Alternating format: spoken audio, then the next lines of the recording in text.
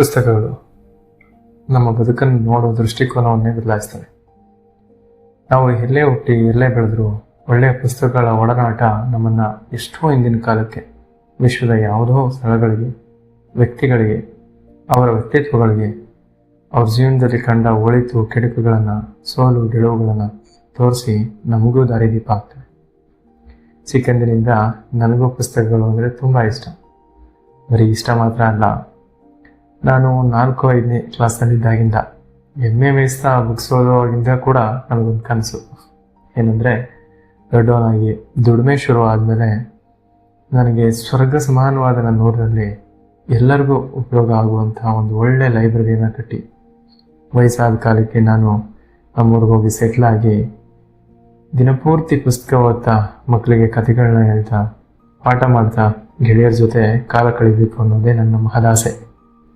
ಹಲವಾರು ವರ್ಷಗಳಿಂದ ನಾನು ಓದಿದಂಥ ಒಳ್ಳೆಯ ಪುಸ್ತಕಗಳನ್ನು ನಿಮಗೂ ಓದಿ ಹೇಳಬೇಕು, ಅದಕ್ಕೊಂದು ಯೂಟ್ಯೂಬ್ ಚಾನಲ್ ಶುರು ಮಾಡಬೇಕು ಅಂತ ಕನಸ್ಕೊಂಡಿದ್ದೆ.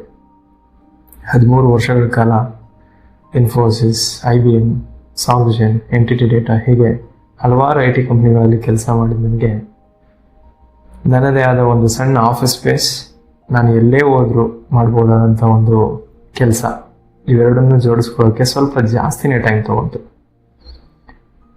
ತೊಗೊಂಡು ಕೂಡ ದೇವರ ದಯದಿಂದ, ತಂದೆ ತಾಯಿ ಆಶೀರ್ವಾದದಿಂದ, ಹಾಗೆ ನನ್ನವರ ಸಪೋರ್ಟಿಂದ 2025ರ ಕೊನೆಗೆ ಅದು ಸಾಧ್ಯ ಆಗಿದೆ.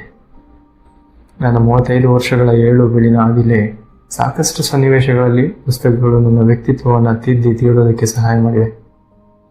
ಕೆಲವು ಪುಸ್ತಕಗಳು ಸಮಯ ಕಳೆಯೋದಕ್ಕೆ ಓದಿದ್ರೆ, ಇನ್ನೂ ಹಲವಾರು ಪುಸ್ತಕಗಳು ಮುಂದೆ ಇರೋ ಸಮಯವನ್ನು ಹೇಗೆ ಸದುಪಯೋಗ ಪಡಿಸ್ಕೋಬೇಕು, ಗುರಿಗಳನ್ನ ಹೇಗೆ ಸಾಧಿಸಬೇಕು, ತಪ್ಪುಗಳನ್ನ ಹೇಗೆ ತಿದ್ಕೊಂಡು ಒಪ್ಕೊಂಡು ಬೆಳಿಬೇಕು, ಸೋಲುಗಳನ್ನ ಹೇಗೆ ನಿಭಾಯಿಸಬೇಕು, ಬದುಕನ್ನು ಬಂದಂತೆ ಹೇಗೆ ಸ್ವೀಕರಿಸಬೇಕು, ಹೀಗೆ ನಾವು ಶಾಲೆಯಲ್ಲಿ, ಮನೆಯಲ್ಲಿ ಕಲಿಯೋಕೆ ಸಾಧ್ಯವಾಗದಂಥ ಹಲವಾರು ವಿಷಯಗಳನ್ನ ಹೇಳಿಕೊಟ್ಟಿವೆ.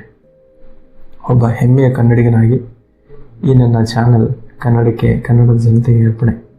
ಇಲ್ಲಿ ಬರೀ ಪುಸ್ತಕಗಳ ಬಗ್ಗೆ ಮಾತ್ರ ಅಲ್ಲ, ಬದಲಾಗಿ ಅಲ್ಲಿ ಬರೋ ಸ್ಥಳಗಳ ಬಗ್ಗೆ, ಪಾತ್ರಗಳ ಬಗ್ಗೆ, ಜನಜೀವನದ ಬಗ್ಗೆ, ನನ್ನ ಓಡಾಟದ ಬಗ್ಗೆ, ಹಾಗೆ ನನ್ನ ಇತರ ಹವ್ಯಾಸಗಳ ಬಗ್ಗೆ ಕೂಡ ಪೋಸ್ಟ್ ಮಾಡ್ತಾ ಇರ್ತೀನಿ.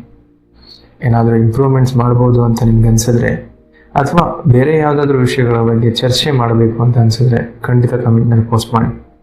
ನಿಮ್ಮ ಸಮಯ ಕೊಟ್ಟು ಈ ವಿಡಿಯೋ ನೋಡ್ತಾ ಇರೋದಕ್ಕೆ ಧನ್ಯವಾದಗಳು. ನಿಮ್ಮ ಸಮಯ ಖಂಡಿತ ವ್ಯರ್ಥ ಆಗದಿರೋ ಹಾಗೆ ಮಾಡೋದಕ್ಕೆ ಪ್ರಾಮಾಣಿಕವಾಗಿ ಪ್ರಯತ್ನ ಮಾಡ್ತೀನಿ. ಶುಭ ದಿನ.